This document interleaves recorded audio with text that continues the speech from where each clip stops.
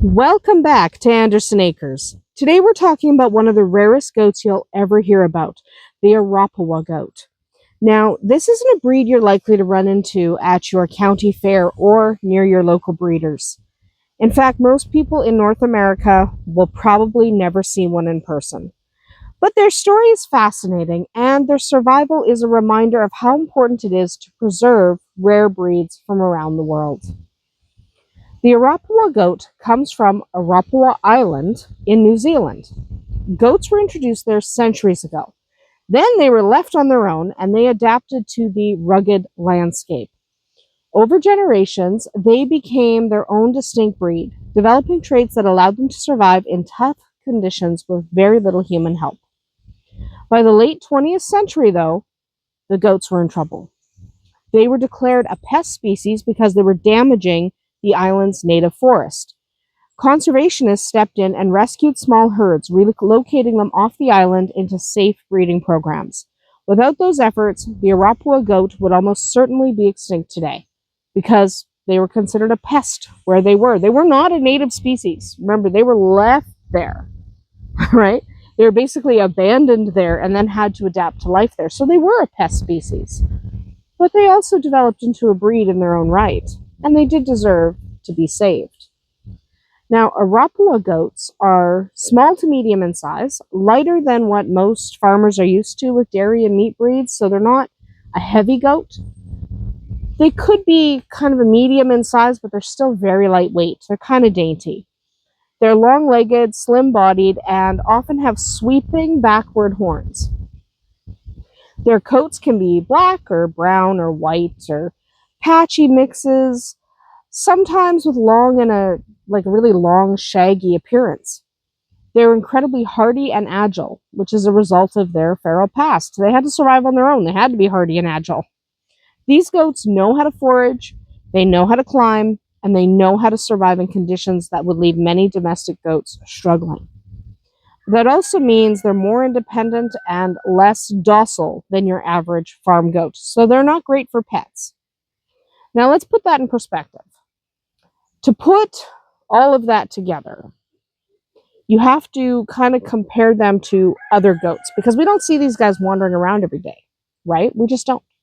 This is not a common breed. So you're probably trying to picture something in your head. You're trying to think of their temperament and what they might be good for. And you might be close, but you also might be off the mark. So let's compare some common breeds that you might be familiar with to the Arapawa goat. So Saanens and Alpines, for example, are heavy milk producers with really calm temperaments. Well, the Arapawa is exactly the opposite of that, okay? Not a ton of milk, though of course they do produce milk. They are a goat. Not a ton of milk, and they are really quite spirited. We'll say spirited. That's the nice way to put it. So think of them as almost the opposite of Saanens and Alpines. Think of the Boer goat, another really common breed. This is bred for meat and is a thick, stocky body. The Arapawa is again the exact opposite. Okay, so when you think Boer goat, think anything but. All right, because Arapawas are more, they're lean and they're light and they're athletic, and Boers are more cumbersome because they're bred for meat. They're supposed to be. So sometimes it helps to compare a rare breed to breeds we're really familiar with. Even for goats like Angoras. Angoras have that wool, right? They're bred for that wool. The Arapawa's shaggy fur can be used for wool. It can be spun for wool. But it's more about survival than industry. They weren't selectively bred for that coat. So their coat is designed to keep them warm. And yes, you can collect the fiber and spin it. Of course you can. But when you think Angora goat, and then you think another longer haired breed, think exactly the opposite of Angora. Still longer hair, but shaggy as heck. Not all refined and pretty. Because they are not selectively bred. They naturally developed. I have a whole bunch of chickens and a turkey. Just ignore them. So because they're such a rare breed and you probably haven't seen them, it helps to picture breeds you know and then go, okay, but it's not this. This is what they're not. So if you're thinking about the Arapawas in terms of farm use, they don't really fit into the usual boxes of meat, milk, or fiber goat because they don't have a lot in common with any of them. But that doesn't mean they don't have their uses. They're just a little different. So their most important role is simply existing, conservation and genetic diversity. Keeping them alive helps protect a unique genetic line that would otherwise disappear. Okay, so their most important purpose is just to be the best goats they can be. Now, they're also good for educational farming. Arapawas make excellent ambassador animals for heritage farms, and they're good for living history sites and conservation centers. They spark conversations about why diversity in livestock matters, because it does. And then there is the fiber potential. Some individuals, so certainly not every single one of them, but some of them have long enough coats that can be hand spun into fiber. Though it's not consistent or commercially practical like Angora or Pygora wool, it's still useful. If these are the goats you had access to, ta-da, you can use them for meat, dairy, and fiber. They just won't be particularly strong in any of those. That doesn't mean they're useless.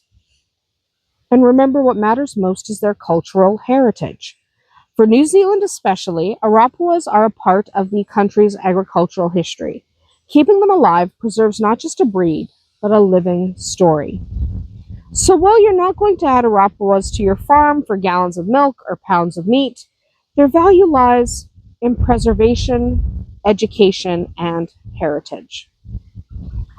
So let's talk a little bit about the conservation efforts that did happen, because we kind of scrolled over that a little bit.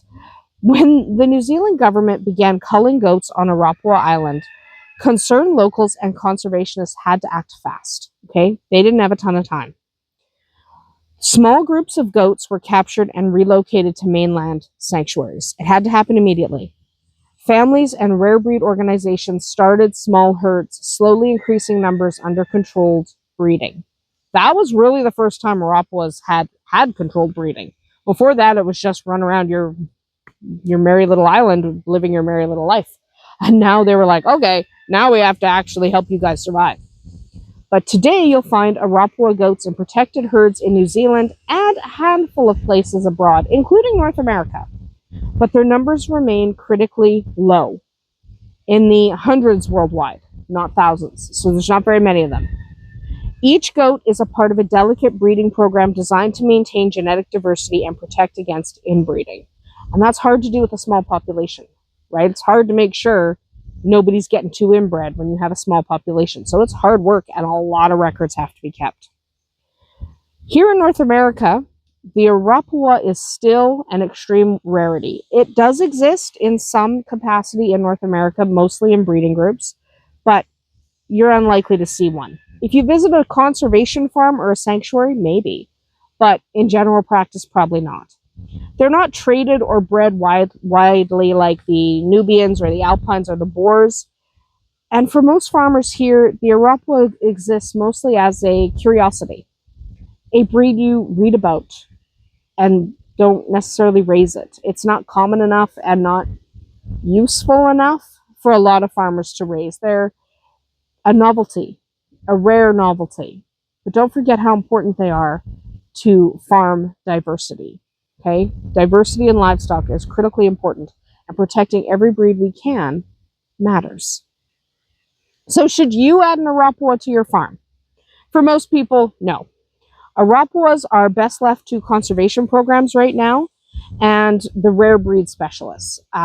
There's really not a place for your local backyard keepers right now because they are so critically endangered and they do require special conservation efforts. They're impractical for production and they're too valuable as a genetic resource to be treated casually. So right now, with the numbers this particular breed has, it's not likely that anyone would even consider selling you one. And if they did, it would probably be what's termed a cull, and they wouldn't be that valuable in a breeding program. So if you end up with a cull, well, that's fun. They're cute. They're cute. Sassy, but cute. But if you are passionate about heritage breeds, or if you run an educational farm that focuses on agricultural history, then an Arapawa might be an incredible ambassador. They tell a story of survival, resilience, and the importance of preserving animal diversity. That's about it for us here today at Andersen Acres.